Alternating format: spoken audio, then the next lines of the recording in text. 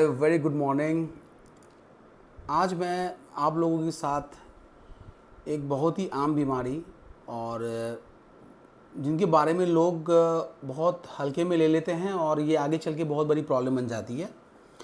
हम लोग अक्सर छाला के बारे में सुनते हैं कि मुंह में छाला हो गया है, लेकिन हमें ये नहीं पता है कि आंतों में अगर छाला हो जाता है तो उसकी परेशानी कितनी बड़ी होती है। तो आज इसी संबंधित में हम लोग अल्सरेटिव कोलाइटिस के बारे में पढ़ेंगे।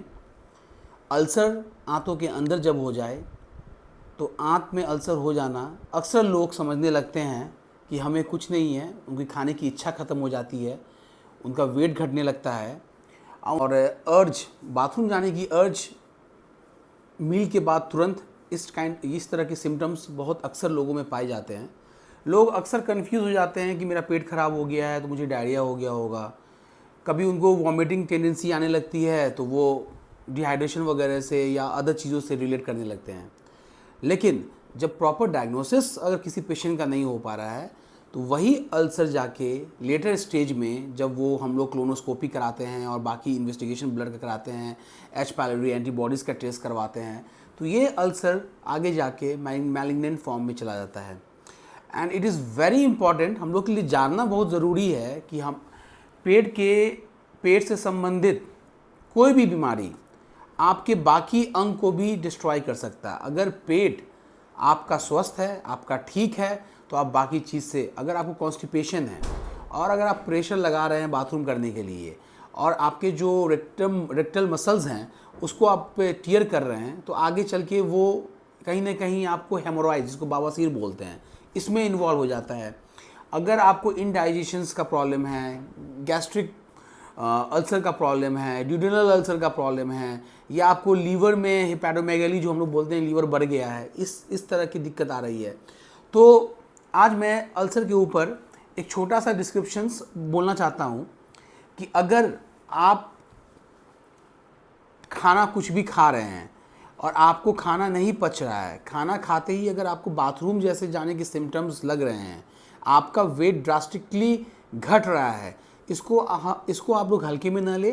आप हमारे यहाँ संत कबीर हॉस्पिटल में आएँ और यहाँ पे मैं मेडिसिन का डॉक्टर हूँ, हमसे आप मिले, क्योंकि ये आगे चल के लोग इसको कंफ्यूज कर देते हैं FAP, फैमिलियल एडिनोमाटस पॉलीपोसिस, क्योंकि इसके जो सिम्टम्स होते हैं इसमें ब्लीडिंग भी होती है, लेकिन ब्लीडिंग अकल्ट होती है। अकल्ट मतलब जो अपने आँखों से देखी नहीं जाती है। कभी कभी ब्लीडिंग हम लोग लाइव फॉर्म में देख लेते हैं, जो ब्लड दिखती है बाथरूम में, तो लोग उसको कभी कभी बवासीर समझ लेते हैं कि लोग को पता है कि बवासीर में ही ब्लड गिरता है। नहीं, ये गलत है।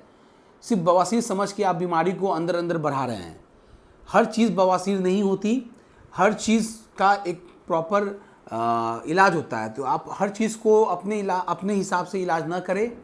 तो अल्सर जो आँत में छाला होता है उसका एक प्रॉपर इलाज होता है, क्योंकि कोई भी छाला अगर आपके मुंह में हो गया, तो अगर आप मुंह में छाला को बर्दाश्त नहीं कर सकते हैं तो आप इतना बड़ा दिन भर में 3-4 बार मील लेते हैं, आपका आंत कैसे बर्दाश्त करेगा? तो वो कहीं ना कहीं वो इन्वॉल्व हो जाएगा बाकी चीज़ों के साथ। इसलिए इसके लिए हम लोग बहुत सारा इन्वेस्टिगेशन कराते हैं, क्लोनोस्कोपी करवाते हैं, ब्लड टेस्ट वगैरह कराते हैं, स्टूल का टेस्ट करवाते हैं, और ये सब करने के माध्यम से उसके बाद हम लोग जब एक रिज़ल्ट पे पहुंचते हैं, इसका प्रॉपर हम लोग इलाज करना शुरू करते हैं। तो मेरा आप लोगों से यही रिक्वेस्ट, अनुरोध रहेगा कि अगर पेट से संबंधित, खासकर आंतों से संबंधित या लीवर के संबंधित, किडनी के संबंधित, पीत की थैली के संबंधित इस तरह के मामला अगर किसी तरीके से हो रहे हैं, तो आप अपने से अपना निचोड़ ना निकालें। आपके इलाके में, आपके क्षेत्र में बड़े बड़े डॉक्टर आ रहे हैं, उनसे कंसल्ट करें, उनसे समझें, उनसे मिले कि सर हमें ये परेशानी हो रही है और हमें क्या करना चाहिए।